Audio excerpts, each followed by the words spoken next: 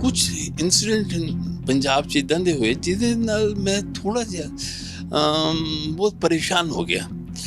ਜਿਸ ਤਰ੍ਹਾਂ ਹਰਿਮੰਦਰ ਸਾਹਿਬ ਦੇ ਗ੍ਰੰਥੀ ਉਹਨਾਂ ਦੇ ਜਦ ਉਹਨਾਂ ਦੀ ਡੈਥ ਹੋ ਗਈ, ਉਹਨਾਂ ਦੇ ਸ਼ਮਸ਼ਾਨ ਉਹਨਾਂ ਨੂੰ ਉਹਨਾਂ ਦੇ ਸ਼ਬਦ ਦੀ ਅੰਤਿਮ ਸੰਸਕਾਰ ਕਰਨ ਲਈ ਉਹਨਾਂ ਦੇ ਪਿੰਡ ਦੇ ਲੋਕਾਂ ਨੇ, ਜਨਾਨੀਆਂ ਤੱਕ ਨੇ, ਉਹਨੇ ਕਿਹਾ ਅਸੀਂ ਨਹੀਂ ਕਰਦੇ। ਉਹ ਕੋਵਿਡ ਫੰਡ 'ਚ ਜਮ੍ਹਾਂ ਕਰਾ ਗਏ 80-90 ਲੱਖ ਰੁਪਏ ਦੀ ਕੋਠੀ ਵੇਚ ਕੇ। ਉਹ ਮੁੰਡੇ ਜਿਹੜੇ ਸ਼ਮਸ਼ਾਨ ਤੇ ਵੀ ਨਹੀਂ ਪਹੁੰਚੇ, ਪਰ ਤੀਜੇ ਦਿਨ ਜਦੋਂ ਉਹਨੂੰ ਘਰ ਖਾਲੀ ਕਰਨ ਲਈ ਕੋਠੀ ਜਿਹਨੇ ਖਰੀਦੀ ਸੀ ਉਹ ਆ ਗਿਆ, ਤਾਂ ਉਹਨਾਂ ਨੂੰ ਪਤਾ ਲੱਗਾ ਕਿ ਅਸੀਂ ਮਾਂ ਨੇ ਇੰਨਾ ਬੁਰਾ ਕੀਤਾ। ਮਾਂ ਨੇ ਵੀ ਆਪਣਾ ਹਥਿਆਰ ਇਸਤੇਮਾਲ ਕੀਤਾ करके चली गई। इस बीमारी के दौरान भी होर बीमारियां तो लोग मरे ने, कैंसर तो लोग मर रहे हैं, डायबिटीज तो लोग मर रहे हैं, सारे मर रहे हैं। अगर 50 पेशेंट कैंसर नाल मर जाते हैं, कोई खबर नहीं बनती।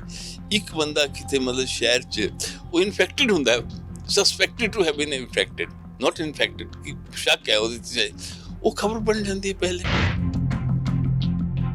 ਅਜੀਬ ਗੱਲ ਤਾਂ ਇਹੀ ਉੱਭਰ ਕੇ ਆਉਂਦੀ ਹੈ ਨਾ ਕਿ ਜਦੋਂ ਇਨਫਰਾਸਟ੍ਰਕਚਰ ਘੱਟ ਸੀਗਾ, ਸਹੂਲਤਾਂ ਘੱਟ ਸੀਗੀਆਂ, ਚੀਜ਼ਾਂ ਦੇ ਬਾਰੇ ਸ਼ਾਇਦ ਨੌਲੇਜ ਘੱਟ ਸੀ, ਪਹਿਲੇ ਵਾਲੇ ਐਪੀਡੈਮਿਕ ਜਦੋਂ ਆਇਆ ਸੀਗਾ ਉਦੋਂ ਲੋਕ ਫਿਰ ਵੀ ਮੋਰਲੀ ਜੁੜੇ ਹੋਏ ਸੀਗੇ। ਹੁਣ ਜਦ ਕਿ ਅਸੀਂ ਅਵੇਅਰ ਹੈਗੇ ਹਾਂ, ਜ਼ਿਆਦਾ ਪ੍ਰੀਕਾਸ਼ਨਸ ਲੈ ਸਕਦੇ ਹਾਂ, ਫਿਰ ਵੀ ਇਹ ਜਿਹੜੀ ਰਿਸ਼ਤਿਆਂ 'ਚ ਦੂਰੀਆਂ ਜਾਂ ਇਨਸਾਨ ਤੋਂ ਦੂਰੀ ਜਿਹੜੀ ਬਣਾਉਣ ਦੀ ਗੱਲ ਆਈ ਹੈ, ਮਤਲਬ ਇਹ ਕਿਸ ਤਰ੍ਹਾਂ ਦਾ ਚੇਂਜ ਤੁਸੀਂ ਸਮਾਜ 'ਚ ਦੇਖਦੇ? ਤੇ ਉਹ ਵੀ ਬੰਦੇ ਸੀ ਜਿਨ੍ਹਾਂ ਨੇ ਮਤਲਬ ਕਹਿੰਦਾ ਉਸ ਦੌਰਾਨ 'ਚ ਬਲੈਕ ਮਾਰਕੀਟਿੰਗ ਕੀਤੀ, ਸੈਨੀਟਾਈਜ਼ਰ, मास्क, वो सारे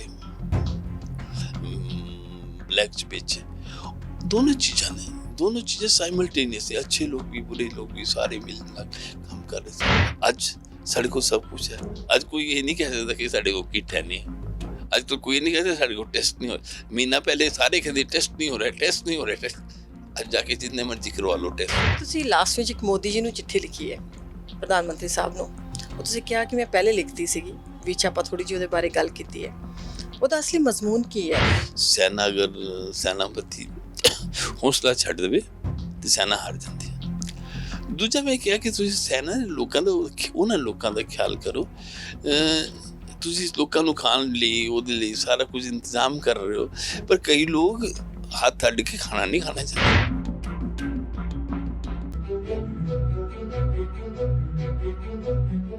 ਸਤਿ ਸ਼੍ਰੀ ਅਕਾਲ, ਨਮਸਕਾਰ, ਆਦਾਬ। ਮੈਂ ਬਿੰਦੂ ਸਿੰਘ ਇੱਕ ਵਾਰ ਫਿਰ ਹਾਜ਼ਰ ਹਾਂ ਪ੍ਰੋਗਰਾਮ ਲੈ ਕੇ, ਅ ਡਾਇਲੌਗ।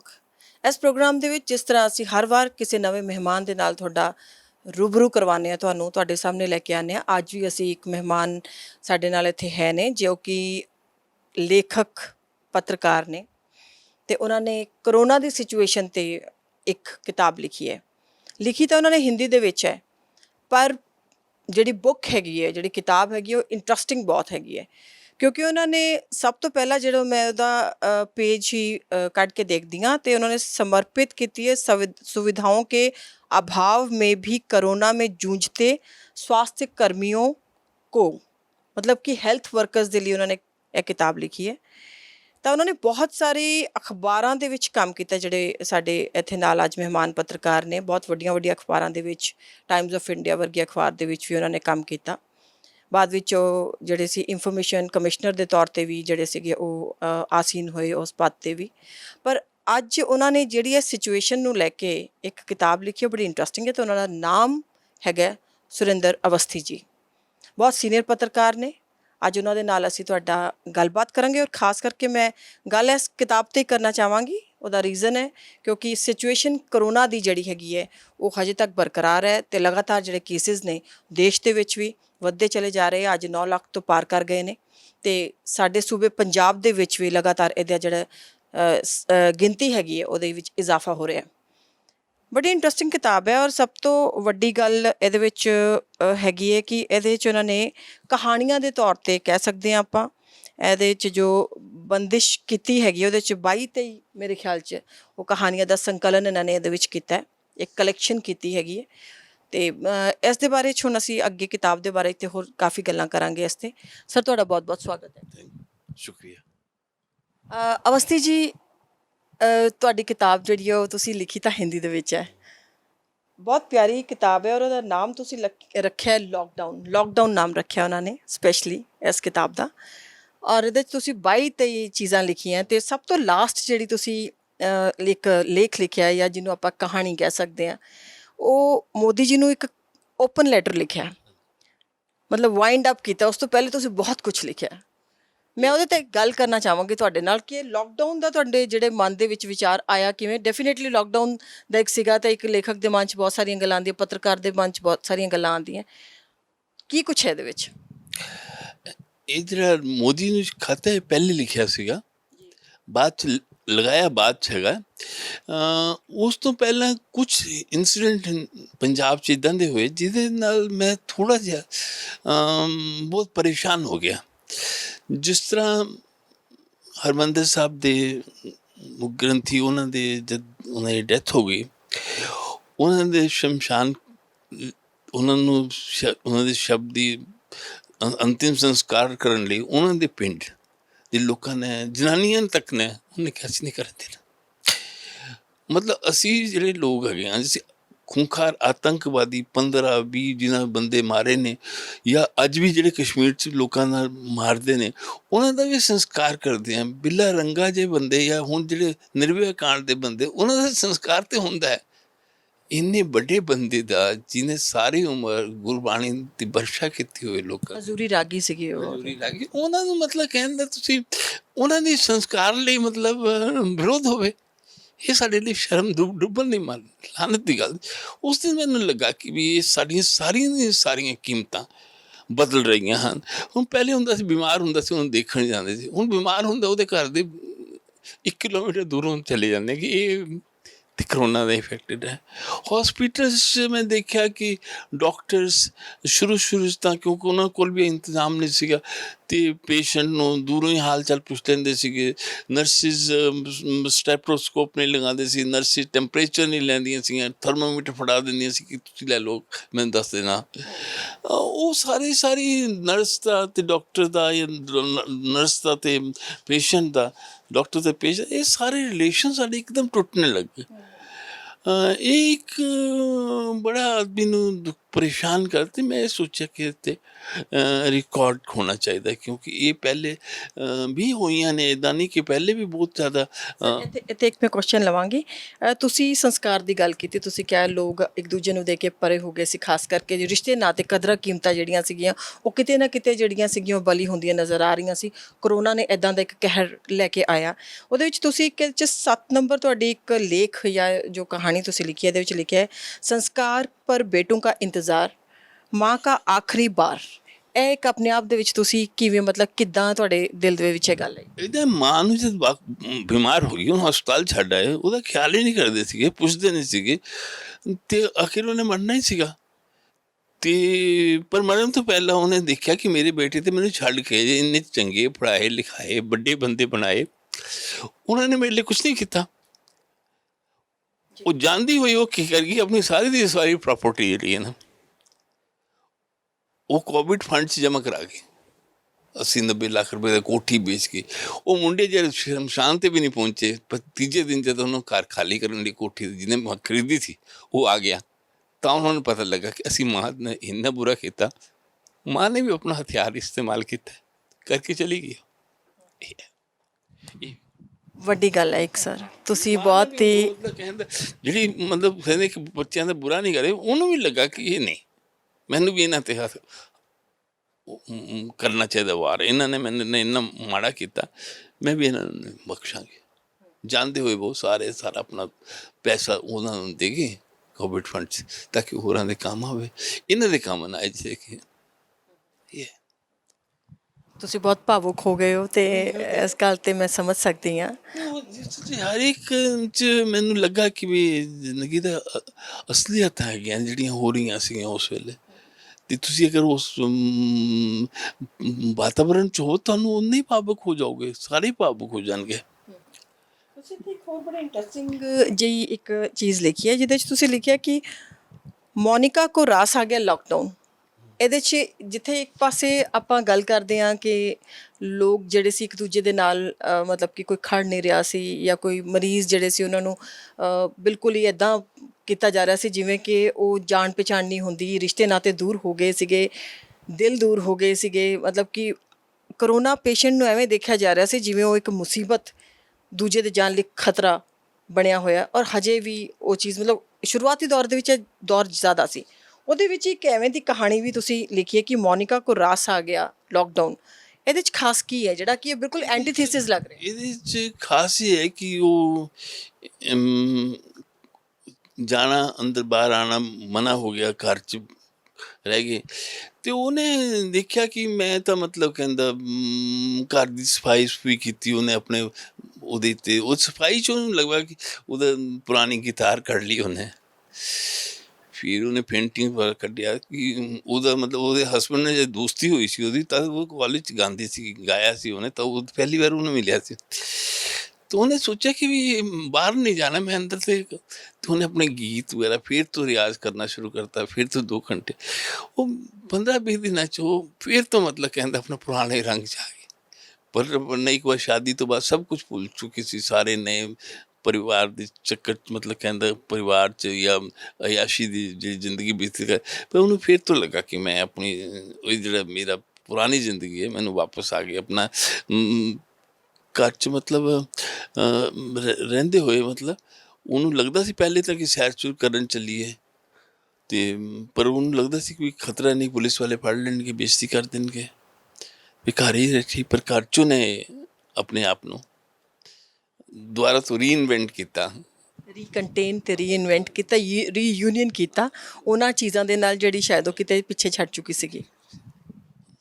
ਇਹਦੇ ਬਾਅਦ ਸਰ ਇੱਕ ਤੁਸੀਂ ਹੋਰ ਇਹ 'ਚ ਬੜੀ ਇੰਟਰਸਟਿੰਗ ਜੀ ਇੱਕ 2 ਨੰਬਰ 'ਤੇ ਮੈਂ ਦੇਖ ਰਹੀ ਹਾਂ, ਬੇਬੇ ਚੱਲ ਬਸੀ ਮੁਝੇ ਪਾਗਲ ਖਾਨੇ ਭਰਤੀ ਕਰਵਾ ਦਿਓ। ਇਹਦੇ ਵਿੱਚ ਕੀ ਚੀਜ਼ ਹੈ? ਇਹਦੇ 'ਚ ਇਹ ਕਿ ਇੱਕ ਬਾਹਰੋਂ ਲੇਡੀ ਆਉਂਦੀ ਹੈ ਬਜ਼ੁਰਗ, ਉਹ ਇੱਥੇ ਆ ਕੇ ਸ਼ਾਦੀ 'ਚ ਪਾਰਟੀਸਪੇਟ ਕਰਦੀ ਹੈ। ਉਹ ਬਾਅਦ 'ਚ ਸਪੇਨ ਵਾਪਸ ਜਾ ਕੇ ਪਤਾ ਲੱਗਦਾ ਉਹਦੀ ਡੈਥ ਹੋ ਜਾਂਦੀ ਹੈ। ਡੈਥ ਹੋ ਜਾਂਦੀ ਤੇ ਉਹ ਇੱਥੇ ਆ ਕੇ ਇਨਫੋਰਮੇਸ਼ਨ ਦੇ ਦਿੰਦੀ ਕਿ ਮੇਰੀ ਉਹਦੇ ਲੋਕ ਦੱਸ ਦਿੰਦੇ ਨੇ ਕਿ ਵੀ ਉਹਨਾਂ ਦੀ ਡੈਥ ਹੋ ਗਈ ਹੈ। ਅਤੇ ਜਿਹਦੇ ਘਰ ਸ਼ਾਦੀ ਸੀ ਉਹ ਫੋਟੋਗ੍ਰਾਫਰ ਨੂੰ ਕਹਿੰਦਾ ਕਿ ਤੂੰ ਫੋਟੋਗ੍ਰਾਫ ਸਾਰੀਆਂ ਕੱਢ। ਉਹ ਕਹਿੰਦੇ ਵੀ ਜਿਹੜੀਆਂ ਸੀਗੀਆਂ ਮੈਂ ਤੁਹਾਨੂੰ ਦੇ ਦਿੱਤੀਆਂ, ਹੋਰ ਉਹ ਕਹਿੰਦੇ ਸਾਰੀਆਂ ਕੱਢ ਤਾਂ ਕਿ ਅਸੀਂ ਆਈਡੈਂਟੀਫਾਈ ਕਰੀਏ ਕਿ ਬੇਬੇ ਨਾਲ ਕਿਹਨੇ ਫੋਟੋ ਖਿਚਾਈ। ਬੇਬੇ ਨਾਲ ਤਾਂ ਸਾਰਿਆਂ ਨੇ ਫੋਟੋ ਖਿਚਾਈ ਸੀ।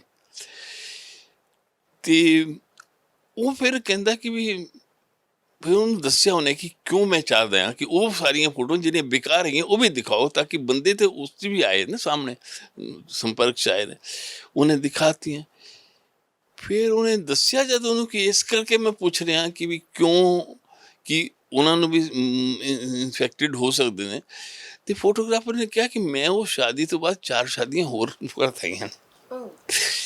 ਸਿੱਧਾ ਪਤਾ ਮੈਂ 4 ਸ਼ਾਦੀਆਂ 'ਚ ਹੋਰ ਜਾ ਕੇ ਕਹਿੰਦੇ ਮੇਰੀ ਤਾਂ ਕਿਤੇ ਫੋਟੋ ਹੀ ਨਹੀਂ ਛਪੀ, ਪਰ ਮੈਂ ਹਰ ਫੋਟੋ 'ਚ ਸ਼ਾਮਿਲ ਸੀਗਾ ਬੀਬੀ ਨਾਲ ਜਾਂ ਹੋਰਾਂ ਨਾਲ। ਅਤੇ ਕਹਿੰਦੇ 4 ਸ਼ਾਦੀਆਂ 'ਚ ਮੈਂ ਸ਼ਾਮਿਲ ਸੀ। ਇਹਦਾ ਮਤਲਬ 400-500 ਲੋਕਾਂ ਨੂੰ ਸਾਰਿਆਂ ਨੂੰ ਮੈਂ ਇਨਫੈਕਟ ਕਰਤਾ ਹੋਏਗਾ। ਅਤੇ ਉਹ ਕਹਿੰਦਾ ਮੇਰਾ ਤਾਂ ਕੋਈ ਕਸੂਰ ਨਹੀਂ ਕੋਈ, ਪਰ ਉਹਨੂੰ ਲੱਗਾ ਕਿ ਵੀ ਮੈਂ ਤਾਂ ਇਨੋਸੈਂਟ ਸੀਗਾ, ਪਰ ਮੈਨੂੰ ਮਤਲਬ ਉਹ ਇੰਨੇ ਲੋਕਾਂ ਨੂੰ ਮੇਰੇ ਤੋਂ ਨੁਕਸਾਨ ਹੋ ਗਿਆ, ਚਾਹੇ ਇਨੋਸੈਂਸ ਵੀ। ਅਤੇ ਮੇਰਾ ਇਲਾਜ ਤਾਂ ਬਸ ਪਾਗਲਖਾਨੇ, ਮੈਂ ਮਤਲਬ ਉਹ ਆਪਣੀ ਸੈਂਸਿਸ ਨੂੰ ਸੰਭਾਲ ਨਹੀਂ ਸਕਿਆ ਕਿ ਮੈਨੂੰ ਤਾਂ ਹੁਣ ਤੁਸੀਂ ਪਾਗਲਖਾਨੇ ਜਮ੍ਹਾਂ ਕਰਾ ਦਿਓ, ਕਿਉਂਕਿ ਇੰਨੇ ਲੋਕਾਂ ਨੂੰ ਮੈਂ ਦਰਦ ਦਿੱਤਾ, ਇੰਨੇ ਲੋਕ ਮਰ ਜਾਣਗੇ। ਅਤੇ ਉਹਦੇ ਮਨ 'ਚ ਬਹੁਤ ਇਹ ਹੈ। ਸਰ ਇਹ ਤੁਸੀਂ ਕਹਾਣੀਆਂ ਲਿਖੀਆਂ ਪਰ ਇੱਕ ਪੱਤਰਕਾਰ ਵੀ ਰਹੇ ਹੋ, ਕਿਉਂਕਿ ਤੁਹਾਡੀ ਇੱਕ ਲੰਬਾ ਸਫ਼ਰ, ਇੱਕ ਜਰਨੀ ਹੈਗੀ ਹੈ ਇੱਕ ਐਜ਼ ਅ ਜਰਨਲਿਸਟ। ਤੁਸੀਂ ਬਹੁਤ ਸਾਰੀਆਂ ਘਟਨਾਵਾਂ, ਬਹੁਤ ਸਾਰੀਆਂ ਚੀਜ਼ਾਂ ਜਿਹੜੀਆਂ ਉਹਨਾਂ ਨੂੰ ਜਿਹੜਾ ਹੈ ਕਲਮਬੱਧ ਕੀਤਾ ਜਾਂ ਉਹਨਾਂ ਨੂੰ ਤੁਸੀਂ ਖਬਰਾਂ ਦੇ ਰੂਪ ਵਿੱਚ ਨਸ਼ਰ ਕੀਤਾ। ਉਸ ਦੌਰਾਨ ਜਿਹੜਾ ਇੱਕ ਲੰਬਾ ਦੌਰ ਤੁਸੀਂ ਇੱਕ ਪੱਤਰਕਾਰਿਤਾ ਦਾ ਜੀਆ, ਉੱਥੋਂ ਲੈ ਕੇ ਜਿਹੜਾ ਕਰੋਨਾ ਵਾਲਾ ਆਇਆ, ਤੁਸੀਂ ਬਹੁਤ ਸੈਂਸਿਟਿਵ ਹੋਏ ਹੋ, ਬਹੁਤ ਇਮੋਸ਼ਨਲ ਹੋਏ ਹੋ ਇਸ ਗੱਲ 'ਤੇ। ਕੀ ਐਸੀ ਚੀਜ਼ਾਂ ਨੇ ਜਿਹੜੀਆਂ ਤੁਹਾਨੂੰ ਬਦਲਾਅ ਲੱਗ ਰਿਹਾ ਬਹੁਤ ਜ਼ਿਆਦਾ ਆਪਣੇ ਸਫ਼ਰ ਦੇ ਦੌਰਾਨ, ਸਾਰਾ ਜੇ ਆਪਾਂ ਇਕੱਠਾ ਕਰੀਏ? ਦੂਜੀ ਗੱਲ ਹੈ, ਜੇ ਤੁਸੀਂ ਅੱਜ ਵੀ ਇੱਕ ਪੱਤਰਕਾਰ ਹੁੰਦੇ ਕਿਤੇ, ਮੀਨਸ ਕਿਸੇ ਹਾਊਸ ਦੇ ਵਿੱਚ ਜਾਂ ਕਿਸੇ ਅਖਬਾਰ ਜਾਂ TV ਦੇ ਨਾਲ ਜੁੜੇ ਹੁੰਦੇ, ਤਾਂ ਤੁਸੀਂ ਖਬਰਾਂ ਨੂੰ ਕੀ ਮੋੜ ਦਿੰਦੇ ਜਾਂ ਕਿਸ ਤਰੀਕੇ ਦੀਆਂ ਤੁਸੀਂ ਇਹ ਖਬਰਾਂ ਨੂੰ ਕਿਸ ਤਰੀਕੇ ਦੇ ਨਾਲ ਪੇਸ਼ ਕਰਦੇ? ਨਹੀਂ, ਉਸ ਵੇਲੇ ਤਾਂ ਜੋ ਅਖਬਾਰਾਂ 'ਚ ਅੱਜ ਛਪ ਰਿਹਾ ਹੈ ਉਹੀ ਸਾਡੇ ਵੀ ਕੰਮ ਉਹੀ ਕਰਦੇ ਅਸੀਂ, ਉਸ ਤੋਂ ਡਿਫਰੈਂਟ ਨਹੀਂ ਹੋ ਸਕਦਾ, ਕਿਉਂਕਿ ਅਖਬਾਰ ਦੀ ਇੱਕ ਆਪਣੀ ਡਿਮਾਂਡ ਹੁੰਦੀ ਹੈ कि देखो लोग इस बीमारी के दौरान भी होर बीमारियां तो लोग मरे ने, कैंसर तो लोग मर रहे हैं, डायबिटीज़ तो लोग मर रहे ने, सारे मर रहे ने। अगर 50 पेशेंट कैंसर नाल मर जाते हैं, कोई खबर नहीं बनती। एक बंदा किते मतलब शहर च वो इन्फेक्टेड हुंदा है, suspected to have been infected, not infected, कि शक है ਉਹਦੇ 'ਚ, वो खबर बन जाती है पहले पेज दी कि 4 लोग सस्पेक्टेड IAS ऑफिसर सस्पेक्ट।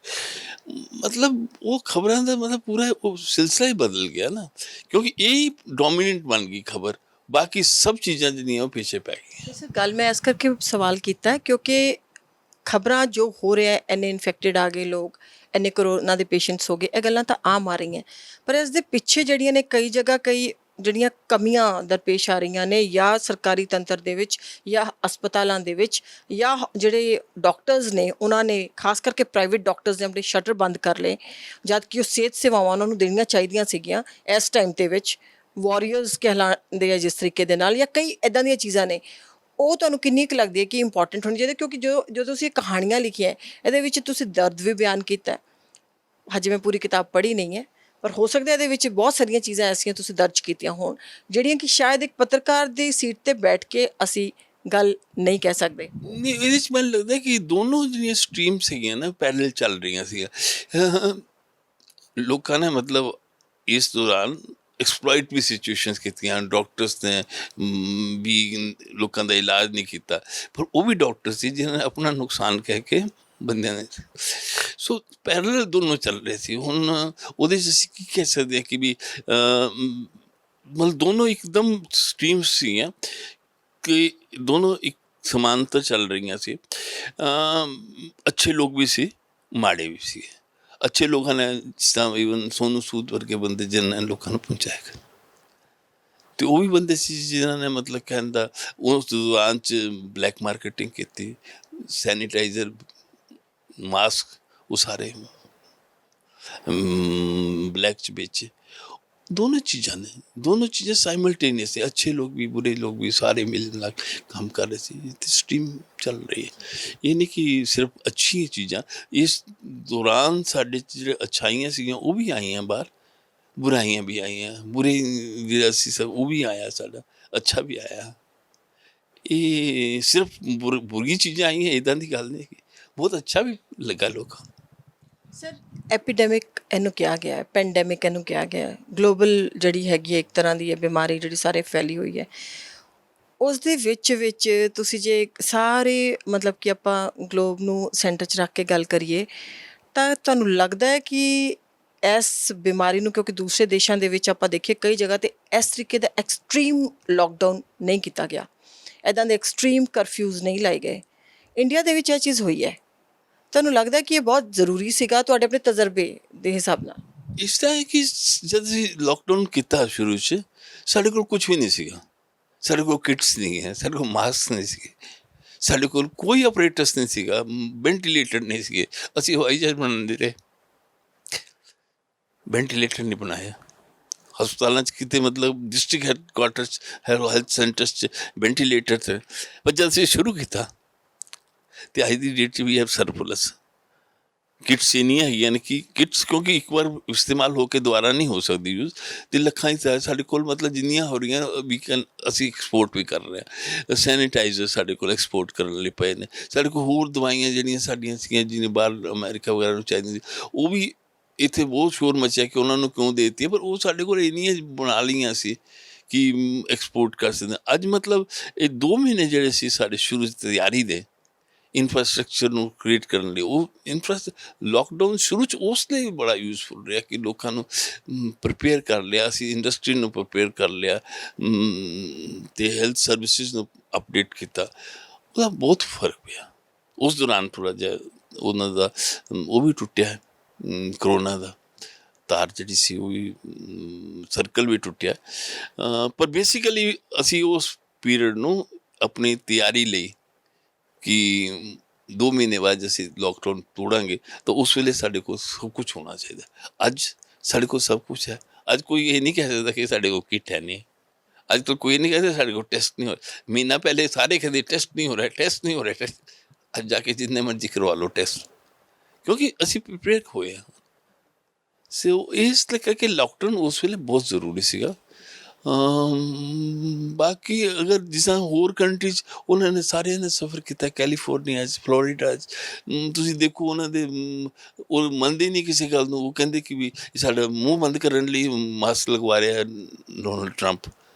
ਅਤੇ ਉਹ ਨਹੀਂ ਲੋਕਾਂ ਨੇ ਹੁਣ ਲੰਦਨ 'ਚ ਸਾਰੇ ਆਪਣੇ ਆਪ ਨੂੰ ਆਜ਼ਾਦ ਸਮਝਦੇ ਨੇ, ਪਰ ਛੋਟੇ ਛੋਟੇ ਬੱਚਿਆਂ ਨੂੰ ਪਾਰਕਾਂ 'ਚ ਘੁਮਾ ਰਹੇ ਨੇ। ਕੀ ਹਾਲ ਹੋਇਆ, 600 700 ਬੱਚੇ, ਮਤਲਬ ਸਾਡੀ ਪਾਪੂਲੇਸ਼ਨ ਬਹੁਤ ਹੈ, ਉਹਨਾਂ ਦੀ ਪਾਪੂਲੇਸ਼ਨ ਥੋੜ੍ਹੀ ਵੀ 600 ਲੋਕ ਇੰਗਲੈਂਡ 'ਚ ਮਾਰੇ ਗਏ। ਬੈਸਟ ਹੈਲਥ ਸਰਵਿਸਿਜ਼ ਸੀਗੀਆਂ, ਉਹ ਸਾਰੀਆਂ ਦੀਆਂ ਸਾਰੀਆਂ ਕੰਬਲ ਕਰ ਗਈਆਂ, ਕਿਉਂਕਿ ਉਹਨਾਂ ਨੇ ਬੇਸਿਕ ਉਹ ਜਿਹੜੇ ਡਿਸਟੈਂਸ, ਸੋਸ਼ਲ ਡਿਸਟੈਂਸ ਹੈ, ਉਹਨੂੰ ਨਹੀਂ ਮੇਨਟੇਨ ਕਰ ਰਹੇ। ਅੱਜ ਵੀ ਨਹੀਂ ਕਰਦੇ ਉਹ। ਅੱਜ ਵੀ ਉਹਨਾਂ ਨੂੰ ਮਤਲਬ ਕਹਿਣ ਦਾ ਜਿਹੜੀ ਆਜ਼ਾਦੀ ਹੈ, ਉਹ ਹਰ ਤਰ੍ਹਾਂ ਦੀ ਆਜ਼ਾਦੀ ਚਾਹੀਦੀ ਹੈ। ਅੱਜ ਅਸੀਂ ਜਿੰਨਾ ਇੱਥੇ ਲੋਕਾਂ ਇੱਕ ਦੂਜੇ ਨੂੰ ਕਹਿ ਕੇ, ਅਸੀਂ ਫਿਰ ਵੀ ਬਹੁਤ ਜ਼ਿਆਦਾ ਡਿਸਿਪਲਿਨ ਉਹਨਾਂ ਨਾਲੋਂ। ਅਸੀਂ ਮਤਲਬ ਆਪਣੇ ਆਪ ਨੂੰ ਬਹੁਤ ਜਲਦੀ ਸੰਭਾਲ ਲਿਆ ਹੈ, ਉਹ ਨਹੀਂ ਸੰਭਾਲ ਪਾ ਰਹੇ, ਅੱਜ ਵੀ ਨਹੀਂ ਸੰਭਾਲ ਪਾ ਰਹੇ। ਇਸੇ ਲਈ ਉਹਨਾਂ 'ਤੇ ਕੰਟਰੀ 'ਚ ਪੂਰੇ ਦਾ ਪੂਰਾ ਮਤਲਬ ਤਬਾਹੀ ਦੇ ਰਸਤੇ 'ਤੇ ਹੈਗੇ ਨੇ। ਅਗਰ ਨਹੀਂ ਰੁਕਣਗੇ ਤਾਂ ਹੋਰ ਵੀ ਹੋਏਗੀ ਉੱਥੇ ਤਬਾਹੀ। ਅਸੀਂ ਬਹੁਤ ਕੁਛ ਰੋਕ ਲਿਆ, ਹੋਰ ਵੀ ਰੁਕ ਜਾਏਗਾ। ਸਰ, ਇਸ 'ਚ ਤੁਸੀਂ 24 ਜਿਹੜੀਆਂ ਨੇ ਉਹ ਟੇਲਸ ਜਿਹੜੀਆਂ ਨੇ ਉਹ ਦਰਜ ਕੀਤੀਆਂ ਨੇ ਆਪਣੀ ਬੁੱਕ ਦੇ ਵਿੱਚ। ਇਹ ਤੁਸੀਂ ਲੋਕਡਾਊਨ ਦੇ ਦੌਰਾਨ ਸਾਰੇ ਘਰ 'ਚ ਸੀਗੇ, ਜ਼ਿਆਦਾਤਰ ਲੋਕ ਜਿਹੜੇ ਅੰਦਰ ਬੰਦ ਸੀਗੇ, ਔਰ ਇਹ ਕਹਾਣੀਆਂ ਜਿੱਥੋਂ ਤੱਕ ਮੈਂ ਸਰਸਰੀ ਦੇਖੀਆਂ ਹੈ, ਉਹ ਅਲੱਗ-ਅਲੱਗ ਜਿਹੜੇ ਨੇ ਇੰਸਟੈਂਸਿਸ ਨੇ ਜਾਂ ਇੰਸੀਡੈਂਟਸ ਨੇ ਉਹਨਾਂ ਨੂੰ ਦਰਜ ਕਰਦੀਆਂ ਹੈ। ਮਤਲਬ ਹਰ ਕਹਾਣੀ ਅਲੱਗ-ਅਲੱਗ ਤਰੀਕੇ ਨਾਲ ਬੋਲ ਰਹੀ ਹੈ। ਤੁਸੀਂ ਇਹ ਕਲੈਕਟ ਕਿੱਥੋਂ ਕੀਤਾ ਡਾਟਾ, ਕਿਵੇਂ ਤੁਹਾਡੇ ਕੋਲ ਸੋਰਸ ਹੈ, ਕਿਉਂਕਿ ਤੁਸੀਂ ਵੀ ਘਰ 'ਚ ਬੰਦ ਸੀਗੇ? ਡਾਟਾ ਤਾਂ ਕਰਨ ਦੀ ਲੋੜ ਨਹੀਂ, ਕਿਉਂਕਿ ਇਹ ਫਿਕਸ਼ਨ ਹੈ। ਦੂਸਰਾ ਹੈ ਕਿ ਇੰਸੀਡੈਂਟ ਜਿਹੜੇ ਹੋ ਰਹੇ ਸੀ, ਉਹ ਸਾਰੇ ਕਿਸੇ ਨਾ ਕਿਸੇ ਫਾਰਮ 'ਚ ਰਿਪੋਰਟ ਹੋ ਰਹੇ ਸੀਗੇ, ਕਿਸੇ ਨਾ ਕਿਸੇ ਫਾਰਮ 'ਤੇ ਅਸੀਂ ਸੁਣਨ 'ਚ ਆ ਰਿਹਾ ਸੀਗਾ। ਚਾਹੇ ਹੁਣ ਤੁਸੀਂ ਗੱਪਸ਼ਪ ਸਮਝ ਲਓ ਜਾਂ ਅਫਵਾਹ ਸਮਝ ਲਓ, ਪਰ ਹੋ ਰਿਹਾ ਸੀਗਾ। ਕੁਝ ਚੀਜ਼ਾਂ ਸਾਡੀ ਅੱਖਾਂ ਦੇ ਸਾਹਮਣੇ ਹੋ ਰਹੀਆਂ ਸੀਗੀਆਂ।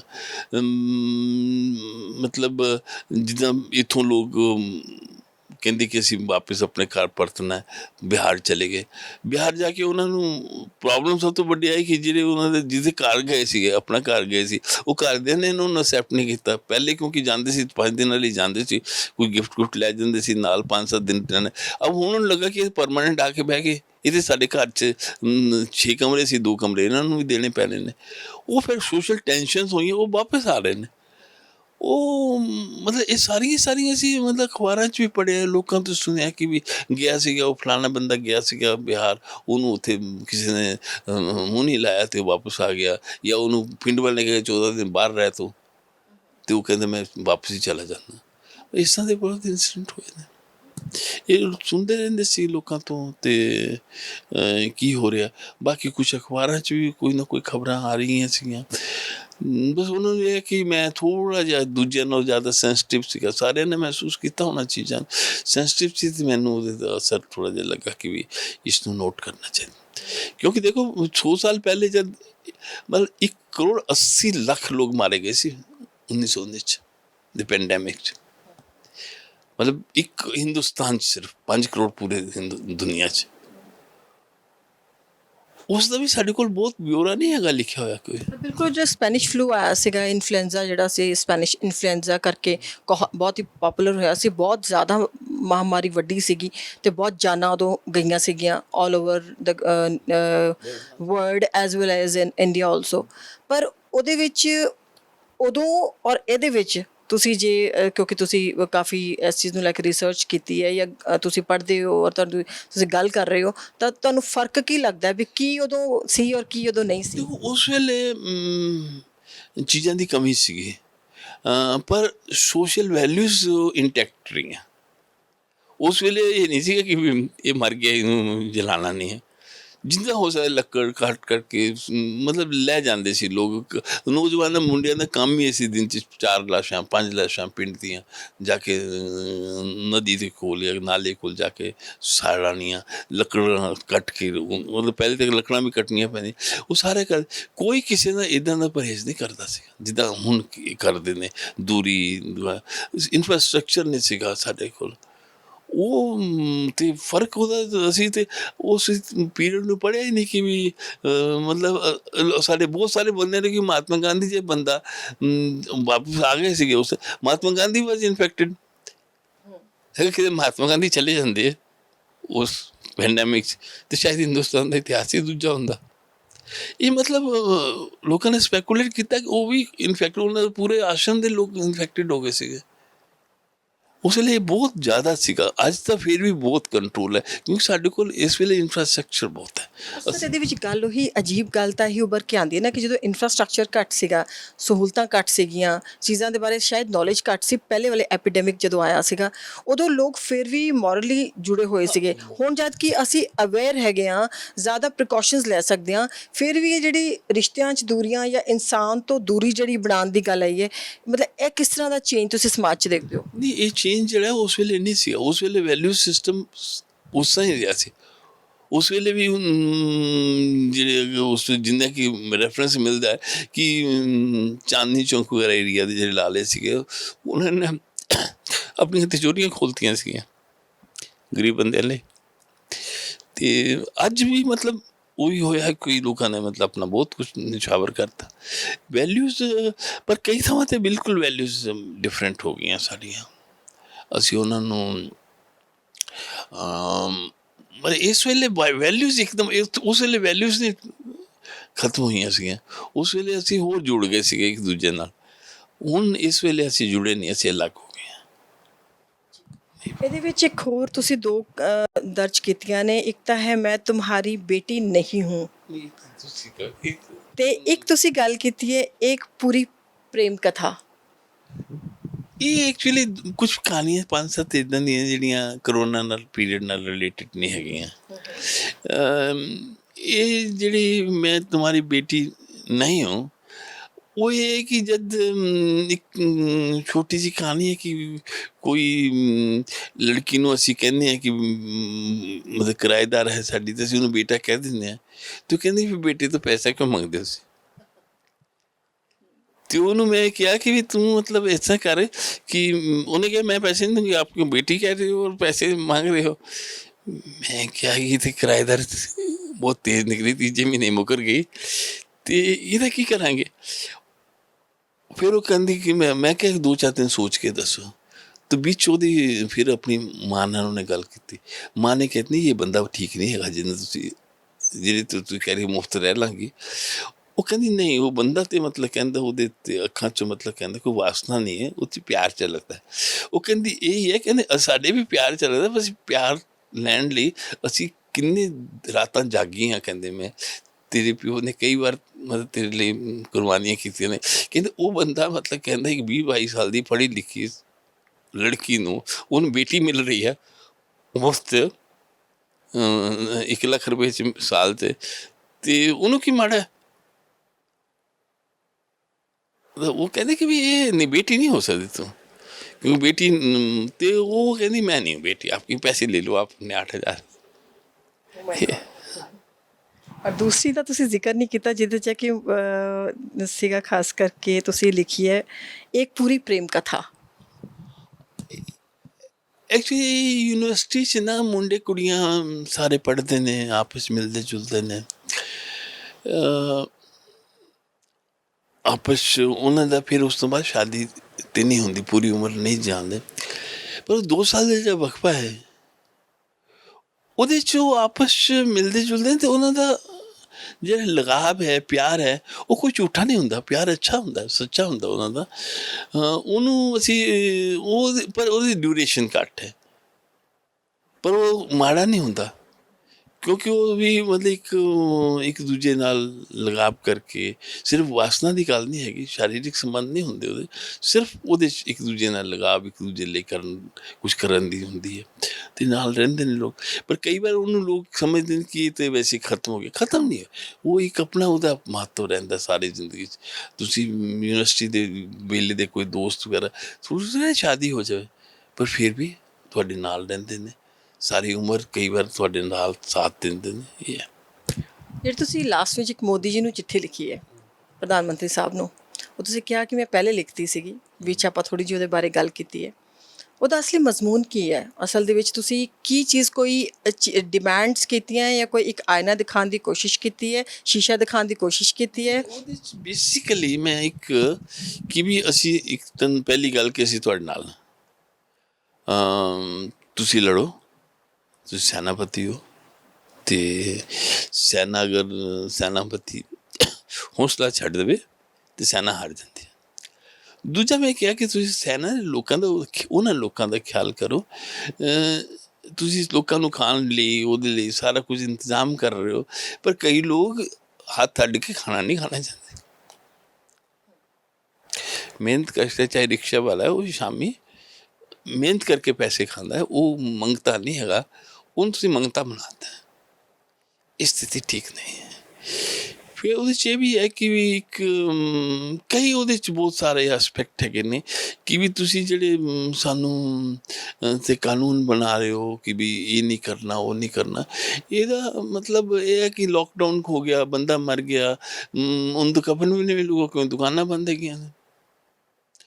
ਹੁਣ ਤੁਸੀਂ ਕਹਿ ਦਿੱਤਾ ਕਿ 20 ਬੰਦੇ ਚਾਹੀਦੇ ਨੇ, 15 ਬੰਦੇ, ਤੇ ਜਿੱਦਾਂ ਸ਼ਾਦੀ ਦੀ ਬੰਦਾ ਲਿਸਟ ਬਣਾਉਂਦਾ ਹੈ ਕਿ ਇਹ ਬੁਲਾਣਾ ਇਹਨੂੰ, ਤੇ ਮਰਨ 'ਤੇ ਹੀ ਬਣਾਊਗਾ। ਫਿਰ ਮਰਨ 'ਤੇ ਬਣਾਊਗਾ ਤੇ ਫਿਰ ਅਗਰ ਜ਼ਿਆਦਾ ਵੱਧ ਗਏ ਤੇ ਉਹਦਾ ਚਲਾਨ ਕਿਹਦਾ, ਮਰਨ ਵਾਲੇ ਦਾ ਕਰੂਗਾ ਜਾਂ ਕਿਸੇ ਮਤਲਬ ਉਹ ਛੋਟੀਆਂ ਛੋਟੀਆਂ ਚੀਜ਼ਾਂ ਨੇ। ਫਿਰ ਇਹ ਹੈ ਕਿ ਵੀ ਇਹ ਜਿਹੜੇ ਇੱਕ ਮੈਨੂੰ ਉਹਦੇ 'ਚ ਲਵ ਕੁਮਾਰ ਹੈ ਹੈਲਥ ਸੈਕਟਰੀ, ਉਹ ਰੋਜ਼ ਆ ਕੇ ਮਤਲਬ ਕਹਿੰਦਾ ਸ਼ਾਮੀ ਬੁੱਢਿਆਂ ਨੂੰ ਧਮਕਾਉਂਦੇ ਸੀ, ਤੁਸੀਂ ਘਰੋਂ ਬਾਹਰ ਨਿਕਲੇ ਤੇ ਗਏ। ਮਤਲਬ ਇੱਕਦਮ ਦਹਿਸ਼ਤ ਫੈਲਾ ਦਿੰਦੇ ਸੀ ਕਿ ਬਜ਼ੁਰਗਾਂ ਨੂੰ ਤੇ ਉਹ ਮਾਰ ਹੀ ਦਿੰਦੇ ਸੀ। ਫਿਰ ਬਜ਼ੁਰਗਾਂ ਤੋਂ ਬੱਚਿਆਂ ਨੂੰ ਦੂਰੀ ਕਰਤੀ ਕਿ ਬੱਚਿਆਂ ਨੂੰ ਨਹੀਂ, ਬੱਚੇ ਦੂਰ।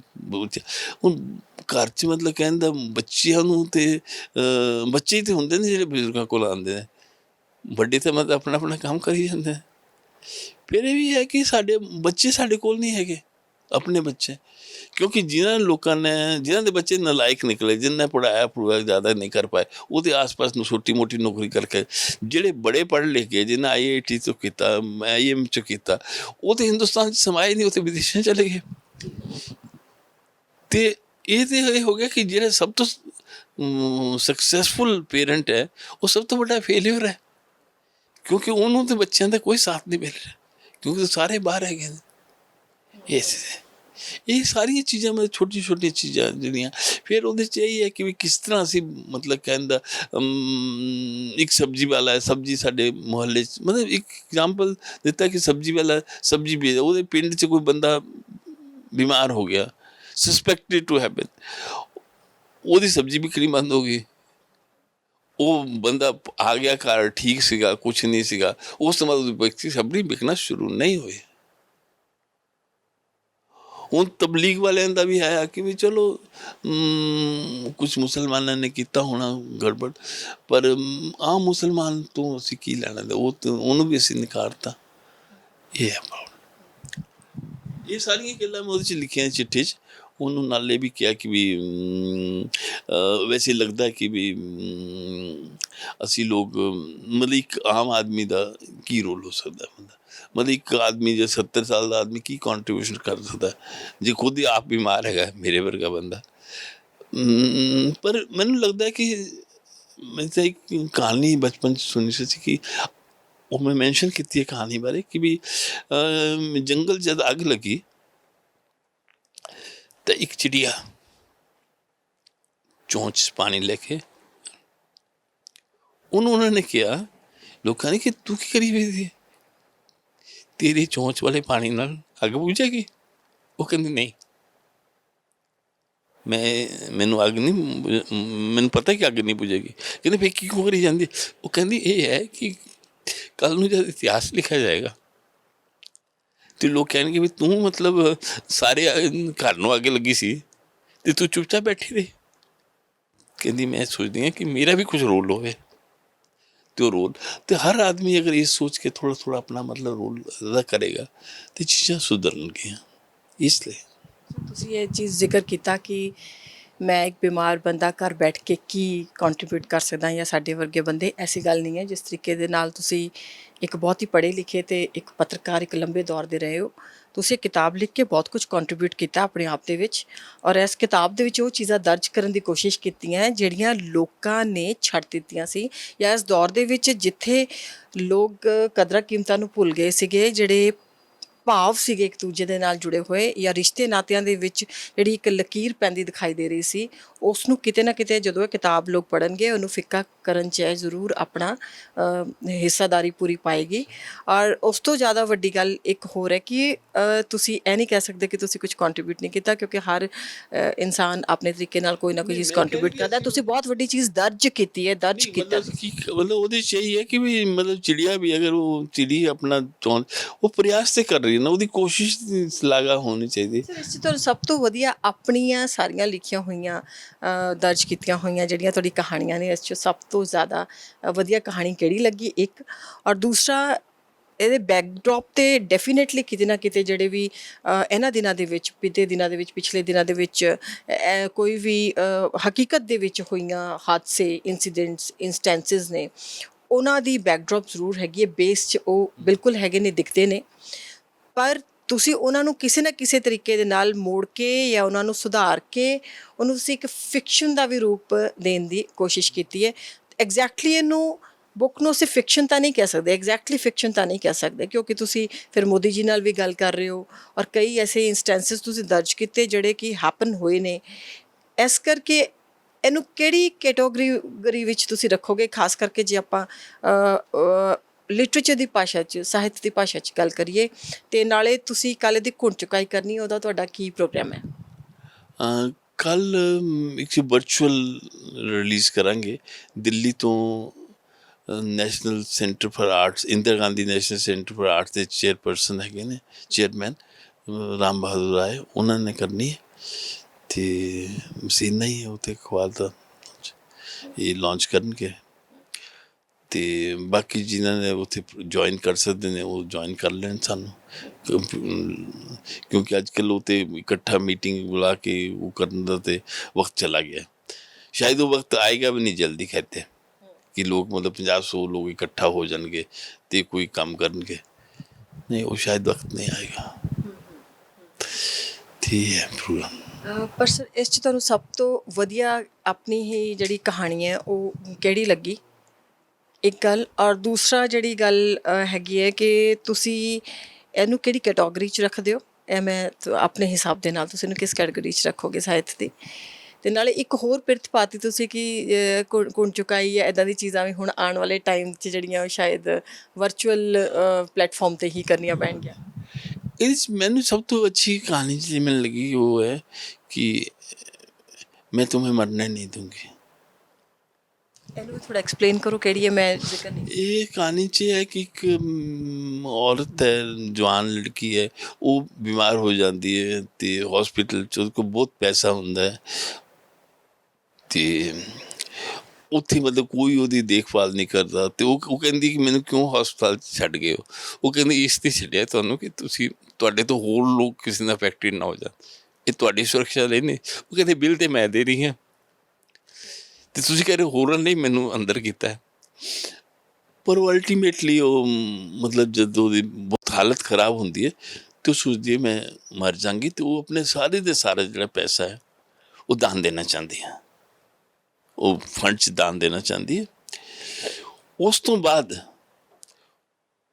ਉਹ ਸਾਰਾ ਕੁਝ ਇੰਤਜ਼ਾਮ ਕਰ ਲਿਆ ਉਹਨੇ, ਫਿਰ ਉਸ ਦਿਨ ਸ਼ਾਮ ਨੂੰ ਰਿਪੋਰਟ ਉਹਦੀ ਪੋਜ਼ੀਟਿਵ ਨੈਗੇਟਿਵ ਹੋ ਜਾਂਦੀ ਹੈ। ਨੈਗੇਟਿਵ ਹੋ ਜਾਂਦੀ ਹੈ ਅਤੇ ਉਸ ਤੋਂ ਬਾਅਦ ਉਹ ਕਹਿੰਦੀ ਹੈ ਕਿ ਵੀ ਮੈਂ ਹੁਣ ਦਾਨ ਹੀ ਦੇਣਾ ਹੈ, ਪੂਰੀ ਉਮਰ ਪਈ ਹੈ। ਫਿਰ ਉਹ ਪੈਸਾ ਸੋਚਦੀ ਹੈ ਕਿ ਮੈਂ ਇਨਵੈਸਟ ਕਰਾਂਗੀ, ਮੇਰਾ ਨया ਬਿਜ਼ਨਸ ਸ਼ੁਰੂ ਕਰਾਂਗੀ ਮੈਂ। तो जो पैसा सारा का सारा देना चाहती सी 2.5-3 करोड़ रुपया, वो कोई दान नहीं करती, कहती सारी उम्र मतलब पई है, दान तो किसी वेले भी किया जा सकता। पर वो जी हॉस्पिटल च ਉਹਨੂੰ ਇੱਕ ਅਟੈਂਡੈਂਟ ਜਿਹੜੇ ਰੋਜ਼ ਇਹ ਪੁੱਛਦੀ ਸੀ ਕੀ ਹਾਲ ਹੈ ਤੇਰਾ, ਕੀ ਹਾਲ ਹੈ, ਅੰਮ੍ਰਿਤ ਕੌਰ, ਉਹ ਰੋਜ਼ ਉਹਦਾ ਹਾਲ ਚਾਲ ਪੁੱਛਣਾ, ਉਹਨੂੰ ਬੜੇ ਹਿੰਮਤ ਦਿਵਾਉਣੀ ਕਿ ਵੀ ਉਹ ਕਹਿੰਦੀ ਸੀ ਮੈਂ ਤੈਨੂੰ ਮਰਨ ਨਾ, ਉਹ ਕਹਿੰਦੀ ਮੈਂ ਮਰ ਜਾਵਾਂਗੀ, ਉਹ ਕਹਿੰਦੀ ਮਰਨ ਨਹੀਂ ਦਾਂਗੇ ਤੈਨੂੰ ਕਿਸੇ ਹਾਲਤ 'ਚ ਮਰਨ, ਤੇ ਉਹ ਬਚ ਜਾਂਦੀ ਹੈ। ਫਿਰ ਉਹ ਸੋਚਦੀ ਹੈ ਕਿ ਚਲੋ ਪੈਸਾ ਤਾਂ ਬਾਅਦ 'ਚ ਦਾਨ ਦੇ ਦਾਂਗੇ, ਇੱਕ ਵਾਰ ਅੰਮ੍ਰਿਤ ਕੌਰ ਉਹਨੂੰ ਮਿਲ ਆਈ ਹੈ, ਆਪਣੀ ਅੰਮ੍ਰਿਤ ਕੌਰ ਨੂੰ, ਜਿਹੜੀ ਹੌਸਪੀਟਲ 'ਚ ਉਹਦਾ ਇਲਾਜ ਦੇ ਦੌਰਾਨ ਉਹਨੇ ਸਾਰੇ ਹਿੰਮਤ ਬੰਦਾਈ, ਉਹਨੇ ਉਹ ਜਾਂਦੀ ਕਿ ਉਹ ਉੱਥੇ ਹੌਸਪੀਟਲ 'ਚ ਬਿਮਾਰ ਹੁੰਦੀ। ਉਹਨੂੰ ਕਰੋਨਾ ਹੋ ਗਿਆ ਹੁੰਦਾ ਤੇ ਉਹ ਫਿਰ ਉਹ ਜਿਹੜੀ ਔਰਤ ਹੈ ਜਿਹਦੇ ਬਿਮਾਰ ਸੀ ਪਹਿਲੇ, ਉਹਦੇ ਕੋਲ ਪੈਸਾ ਹੁੰਦਾ, ਸਭ ਕੁਝ ਹੁੰਦਾ, ਉਹ ਕਹਿੰਦੀ ਕਿ ਮੈਂ ਇਹਨੂੰ ਮਰਨ ਨਾ ਦੇ, ਮੈਂ ਆਪਣਾ ਸਭ ਕੁਝ ਲਗਾ ਦਾਂਗੀ, ਇਹਨੂੰ ਨਹੀਂ ਮਰਨ ਦਾ। ਉਹ ਫਿਰ ਰੈਸਿਪ੍ਰੋਕੇਸ਼ਨ ਕਿ ਮੈਂ ਤੈਨੂੰ तुम्हें नहीं मरना, वो कहती। ਮੈਨੂੰ ਲੱਗਾ ਕਿ ਉਹ ਬਹੁਤ ਪਾਵਰਫੁਲ ਸਟੋਰੀ ਹੈ। ਸੋ ਤੁਸੀਂ ਸ਼ੀਰਸ਼ਕ ਜਿਹੜੇ ਨੇ ਆਪਣੇ ਸਿਰਲੇਖ ਜਿਹਨੂੰ ਆਪਾਂ ਕਹਿੰਦੇ ਹਾਂ, ਟਾਈਟਲਸ ਜਿਹੜੇ ਨੇ ਸਟੋਰੀਜ਼ ਦੇ, ਉਹ ਬਹੁਤ ਹੀ ਜ਼ਿਆਦਾ ਐਪਰੋਪ੍ਰੀਏਟ, ਬੜੇ ਪੰਚੀ ਤੇ ਬਹੁਤ ਹੀ ਮਤਲਬ ਕਿ ਜਿਹਨੂੰ ਆਪਾਂ ਕਹਿ ਸਕਦੇ story the ਕਰਕਸ of the matter ਤੇ ਸੈਂਟਰੀਫਿਊਗਲ ਫੋਰਸ ਜਿਹੜੀ ਹੁੰਦੀ ਹੈ ਉਸ ਨੂੰ ਲੈ ਕੇ ਤੁਸੀਂ ਕੋਸ਼ਿਸ਼ ਕੀਤੀ ਹੈ। ਜਿਹੜਾ ਪੂਰਾ ਦਾ ਪੂਰਾ ਟਾਈਮ ਸੀਗਾ ਕਰੋਨਾ ਦਾ, ਕਿਉਂਕਿ ਤੁਸੀਂ ਦੱਸਿਆ ਕਿ ਮੇਰੀ ਪਬਲੀਕੇਸ਼ਨ ਜਿਹੜੀ ਹੈ ਇਸ ਬੁੱਕ ਦੀ ਹੋਈ ਹੈ, ਪਬਲਿਸ਼ ਕਰਾਈ ਹੈ ਮੈਂ, ਉਹ ਜੁਲਾਈ ਦੇ ਵਿੱਚ ਕਰਾਈ ਹੈ। ਜੁਲਾਈ ਤਾਂ ਹਜੇ ਚੱਲ ਰਿਹਾ, ਹਜੇ 12-13 ਦਿਨ ਬੀਤੇ ਸਾਰੇ ਜੁਲਾਈ ਦੇ। ਇੰਨਾ ਜ਼ਿਆਦਾ ਫੋਕਸਡ ਹੋ ਕੇ ਇਸ ਤਰੀਕੇ ਦੇ ਨਾਲ ਇੰਨਾ ਪ੍ਰੀਸਾਈਸਲੀ ਕੰਮ ਕਰਨਾ, ਮਤਲਬ ਕਿ ਇਹ ਆਪਣੇ ਆਪ ਦੇ ਵਿੱਚ ਮੈਨੂੰ ਕਾਫੀ ਦਿਲਚਸਪ ਲੱਗ ਰਿਹਾ ਬਹੁਤ ਹੀ ਜ਼ਿਆਦਾ। ਤੇ ਕਿਵੇਂ ਤੁਸੀਂ ਇਹ ਚੂਜ਼ ਕੀਤਾ? ਪ੍ਰੋਬਲਮ ਸੀਗੀਆਂ, ਪ੍ਰੋਬਲਮਸ ਆਈਆਂ ਨੇ ਵਿੱਚ। ਮੈਂ 4.5 ਘੰਟੇ ਦੀ ਸਿਟਿੰਗ ਕਈ ਵਾਰ ਦਿੱਤੀ ਹੈ, ਦਿੰਦਾ ਸੀਗਾ। ਮੇਰੇ ਮਤਲਬ ਪੈਰਾਂ 'ਚ ਸੂਜਨ ਆ ਜਾਂਦੀ ਸੀ ਕੋਲ ਬੈਠੇ ਬੈਠੇ, ਮਤਲਬ ਉਹ ਵੀ ਪ੍ਰੋਬਲਮ ਸੀਗੀ। ਅਤੇ ਇਹ ਮੇਰੀ ਘਰਵਾਲੀ ਕਹਿੰਦੀ ਸੀ ਛੱਡੋ, ਕੀ ਤੁਸੀਂ ਮਤਲਬ ਇਹਦੇ ਪਿੱਛੇ ਪਏ ਹੋ ਕਿਤਾਬ ਦੇ, ਕਿਤਾਬ ਤੁਹਾਡੇ ਦਿਮਾਗ 'ਤੇ ਚੜ੍ਹ ਗਈ ਹੈ, ਛੱਡੋ ਇਹਨੂੰ। ਪਰ ਉਹ ਸਾਰਾ ਠੀਕ ਹੈ, ਇੱਕ ਵਾਰ ਮਨ 'ਚ ਆ ਗਿਆ। ਅਤੇ ਦੂਜਾ ਜਿਹੜਾ ਤੁਸੀਂ ਹੈਡਲਾਈਨ ਮਤਲਬ ਉਹਦੀ ਸ਼ੀਰਸ਼ਕ ਵਗੈਰਾ ਬਾਰੇ ਉਹਦੇ 'ਚ ਮੈਨੂੰ ਸਿਰਫ ਇਹ ਲੱਗਾ ਕਿ ਵੀ ਐਕਚੁਅਲੀ ਅਸੀਂ ਮਤਲਬ ਅਖਬਾਰ 'ਚ ਕੰਮ ਕਰਦੇ ਹਾਂ, ਹੈਡਲਾਈਨ ਦੇਣ ਦੇ ਆਦੀ ਹਾਂ ਕਿ ਅੱਛੀਆਂ ਹੈਡਲਾਈਨ ਉਹ ਸਮਝ ਲਓ ਸ਼ਾਇਦ ਉਸ ਦਾ ਪ੍ਰਤਾਪ ਹੋਏਗਾ। ਤੁਸੀਂ ਇਹਦੇ 'ਚ ਜਿਹੜੀ ਫਰੰਟ ਪੇਜ 'ਤੇ ਇਹਦੀ ਜੀ ਫੋਟੋ ਹੈ, ਇਹ ਫੋਟੋ, ਇਹਦੇ ਬਾਰੇ ਨਹੀਂ ਪੁੱਛਿਆ। ਇਹ ਮਤਲਬ ਆਪਣੇ ਆਪ 'ਚ ਹਾਂ ਕਬਰ ਇਹਦੇ 'ਚ ਇੱਕ ਔਰਤ ਦੀ, ਮਹਿਲਾ ਦੀ ਤੁਸੀਂ ਪਿਕ ਲਈ ਹੈ। ਹਾਂ, ਇੱਕ ਮਹਿਲਾ ਦੀ ਪਿਕ ਲਈ ਹੈ ਇਹਦੇ ਵਿੱਚ ਤੁਸੀਂ, ਔਰ ਉਹਦੇ ਤੇ ਮਾਸਕ ਪਾ ਰੱਖਿਆ ਅੱਖਾਂ ਤੱਕ ਉੱਪਰ ਤੱਕ। ਮਾਸਕ ਇਹ ਮਤਲਬ ਉਹਦਾ ਲੌਕ ਹੀ ਹੈ, ਉਹਦੇ ਮਤਲਬ ਲੌਕਡ ਹੈ, she is locked. How this idea came to your mind then? Actually ਮੈਂ ਜਦ ਕਿਤਾਬ ਲਿਖ ਰਿਹਾ ਸੀ ਨਾ ਤਾਂ ਆਈ ਟਾਕ ਟੂ, ਮੈਂ ਆਪਣੀ ਇੱਕ ਫਰੈਂਡ ਨਾਲ ਗੱਲ ਕੀਤੀ। ਸੋ ਉਹ ਲੈਕਚਰਰ ਹੈ ਫੋਟੋਗ੍ਰਾਫੀ ਦੇ, ਅਤੇ ਮੈਂ ਉਹਨੂੰ ਕਿਹਾ ਮੈਨੂੰ ਇਹਦੇ 'ਤੇ लिख रहे हैं कुछ किताब। वो कहती मैंने ही कुछ फ़ोटो खींची हैं लॉकडाउन की, तो आपको भेजती हूँ। उसने एक फ़ोटो उनमें से एक उनमें से थी। उसके बाद मतलब इतने मतलब काफ़ी लोगों ਨਾਲ ਗੱਲਬਾਤ ਹੋਈ, ਕਾफ़ी एक दो ब्रेन स्टॉर्मिंग सेशन च आर्टिस्ट वगैरह बुलाए से, उन्होंने भी अपने डिज़ाइन वगैरह दिते सी। पर जब उन्होंने मैं दिखाया कि ये भी, वो कहते ये चलता दिस ये फाइनल कर लो, तो फाइनल कर ले।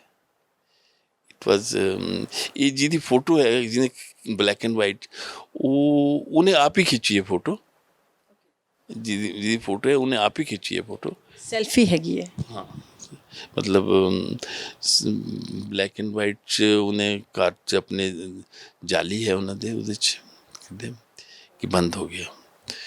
तो बहुत बहुत थैंक यू, धन्यवाद सर, तुहाडा बहुत बहुत धन्यवाद। जिस किताब का अज असी जिक्र कर रहे हैं, जिस ते असी अज वार्तालाप या गलबात की है, वो सुरिंदर अवस्थी साहब की एक किताब लिखी हुई है, लॉकडाउन इसका नाम है, तो आयुष पब्लिशिंग हाउस दिल्ली तो यह जी है पब्लिश हुई है। और बहुत ही इंटरस्टिंग गल है जी कि लास्ट के विच मेरा ध्यान दवाया अवस्थी साहब ने कि यदा जो कवर पेज है जी पिक हैगी है, वो एक ऐसी औरत दी है जिन्हें मूँह ते एक तरह का लग रहा सी फस्ट नज़र दे विच मास्क पाया हुआ है, पर मास्क नहीं है असल दे विच एक जाली जो बाहर देखने की कोशिश कर रही है, और जाली अपने आप च कहती है कि वह कैद है, लॉकडाउन दे विच लॉकड है। और उस दे नाल बहुत ही एप्रोप्रीएट जी हैगी है पिक के नाल ही एप्रोप्रीएट एदा टाइटल जाता है बुक का, लॉकडाउन। अवस्थी साहब बहुत ही ज़्यादा एक मैं कह सकती हूँ एमालगमेशन ने, बहुत ही एक अच्छा मिश्रण ने, जे मैं ठीक कह रही हाँ तो भावनावां दा, लेखन दा ते नाल ही पत्रकारिता दा। बहुत सीनियर ने, ਉਹਨਾਂ ਨੇ ਇਹਦੇ ਵਿੱਚ ਬਹੁਤ ਸਾਰੀਆਂ ਚੀਜ਼ਾਂ ਦਰਜ ਕੀਤੀਆਂ। ਮੈਂ ਗੁਜ਼ਾਰਿਸ਼ ਕਰਾਂਗੀ, ਚਾਹੇ ਹਿੰਦੀ 'ਚ ਹੈ, ਜਿਹਦੇ ਵੀ ਹੱਥ ਲੱਗ ਜਾਏ ਕਿਤਾਬ ਜਾਂ ਇਹਨੂੰ ਲੈਣ ਦੀ ਕੋਸ਼ਿਸ਼ ਕਰੋ ਔਰ ਪੜ੍ਹੋ ਜ਼ਰੂਰ, ਇੰਟਰਸਟਿੰਗ ਹੋਏਗੀ ਬਹੁਤ ਜ਼ਿਆਦਾ। ਛੋਟੀ ਛੋਟੀਆਂ ਕਦਰਾਂ ਕੀਮਤਾਂ ਜਿਹੜੀਆਂ ਅੱਜ ਦੇ ਸਮਾਜ ਦੇ ਵਿੱਚ, ਖਾਸ ਕਰਕੇ ਕਰੋਨਾ ਸਮਾਜ ਦੇ ਵਿੱਚ ਅਸੀਂ ਭੁੱਲ ਗਏ ਹਾਂ, ਜਿਹਨੂੰ ਇੱਕ ਕੈਟੇਗਰਾਈਜ਼ ਕੀਤਾ ਜਾਂਦਾ ਹੈ ਜਾਂ ਜਿਹਨੂੰ ਅਲੱਗ ਕੀਤਾ ਜਾਂਦਾ ਕਹਿ ਕੇ ਕਿ ਉਹ ਓਲਡ ਟਾਈਮ ਸੀ ਜਾਂ ਓਲਡ ਵੇ ਆਫ ਲਿਵਿੰਗ ਸੀ, ਅਤੇ ਹੁਣ ਅਸੀਂ ਨਿਊ ਵੇ ਆਫ ਲਿਵਿੰਗ ਦੇ ਵਿੱਚ ਆ ਗਏ ਹਾਂ, ਨਿਊ ਟਾਈਮ ਦੇ ਵਿੱਚ ਆ ਗਏ ਹਾਂ। ਪਰ ਉਹਦੇ ਵਿੱਚ ਕੀ ਕੁਛ ਅਸੀਂ ਪਾਇਆ, ਕੀ ਕੁਛ ਖੋਇਆ, ਉਹਦੀ ਇੱਕ ਜਿੰਦੀ ਜਾਗਦੀ ਜਿਹੜੀ ਮਿਸਾਲ ਹੋਏਗੀ ਇਸ ਬੁੱਕ ਦੇ ਵਿੱਚ, ਕਿਤੇ ਨਾ ਕਿਤੇ ਕਹਾਣੀਆਂ ਦੇ ਵਿੱਚ ਛੁਪੀ ਹੋਈ ਹੋਏਗੀ। ਛੋਟੀ ਛੋਟੀਆਂ ਜਿਹੜੀਆਂ ਨੇ ਗੱਲਾਂ ਬਹੁਤ ਹੀ ਪਿਆਰੇ ਤਰੀਕੇ ਦੇ ਨਾਲ, ਬਹੁਤ ਹੀ ਭਾਵਨਾਤਮਕ ਤਰੀਕੇ ਨਾਲ ਔਰ ਬਹੁਤ ਸੈਂਸਿਬਿਲਿਟੀ ਦੇ ਨਾਲ ਅਵਸਥੀ ਸਾਹਿਬ ਨੇ ਇਸ ਦਰਜ ਕਰਨ ਦੀ ਕੋਸ਼ਿਸ਼ ਕੀਤੀ ਹੈ। ਉਹਦੇ ਨਾਲ ਹੀ ਜਿਹੜਾ ਮੋਦੀ ਸਾਹਿਬ ਨੇ ਇੱਕ ਚਿੱਠੀ ਲਿਖੀ ਹੈ, ਅਤੇ ਇੱਕ ਜਰਨਲਿਸਟ, ਇੱਕ ਪੱਤਰਕਾਰ, ਇੱਕ ਨਾਗਰਿਕ ਹੋਣ ਦੇ ਨਾਤੇ ਜਦੋਂ ਉਹਨਾਂ ਨੇ ਕਿਹਾ ਕਿ ਅਸੀਂ ਵੀ ਤੁਹਾਡੇ ਨਾਲ ਹਾਂ, ਉਹ ਇੱਕ ਆਵਾਜ਼ ਹੈ ਦੇਸ਼ ਦੇ ਹਰ ਨਾਗਰਿਕ ਦੀ ਕਿ ਕਰੋਨਾ ਦੀ ਫਾਈਟ ਦੇ ਵਿੱਚ ਅਸੀਂ ਵੀ ਵਾਰੀਅਰ ਹਾਂ। ਇਹ ਨਾ ਸੋਚੋ ਕਿ ਅਸੀਂ ਘਰ ਦੇ ਵਿੱਚ ਬੈਠੇ ਹੋਏ ਹਾਂ ਜਾਂ ਲੋਕਡਾਊਨ 'ਚ ਹਾਂ, ਜਾਂ ਇਸ ਤਸਵੀਰ ਦੀ ਤਰ੍ਹਾਂ ਅਸੀਂ ਕਿਤੇ ਨਾ ਕਿਤੇ ਲੌਕਡ ਹਾਂ। ਉਹ ਜ਼ਿਆਦਾ ਇੰਪੋਰਟੈਂਟ ਨਹੀਂ ਹੈ। ਜ਼ਰੂਰ ਪੜ੍ਹੋ ਇਸ ਕਿਤਾਬ ਨੂੰ, ਅਤੇ ਨਾਲ ਹੀ ਅੱਜ ਮੈਨੂੰ ਦਿਓ ਇਸ 'ਤੇ ਇਜਾਜ਼ਤ, ਕਿਉਂਕਿ ਇਸ ਬੁੱਕ ਨੂੰ ਪੜ੍ਹ ਕੇ ਹੀ ਤੁਸੀਂ ਇਹਦੇ ਅੰਦਰ ਤੱਕ ਜਾ ਸਕੋਗੇ। ਬਾਕੀ ਮੇਰੇ ਕੋਲ ਸ਼ਾਇਦ ਅੱਜ ਸ਼ਬਦ ਜਿਹੜੇ ਨੇ ਉਹ ਇੱਥੇ ਖਤਮ ਹੋ ਗਏ ਨੇ। ਅਗਲੀ ਵਾਰ ਫਿਰ ਮਿਲਾਂਗੇ ਕਿਸੇ ਨਵੇਂ ਮਹਿਮਾਨ ਦੇ ਨਾਲ। ਤਾਂ ਤੱਕ ਮੈਨੂੰ ਦਿਓ ਤੁਸੀਂ ਇਜਾਜ਼ਤ। ਬਹੁਤ ਬਹੁਤ ਧੰਨਵਾਦ।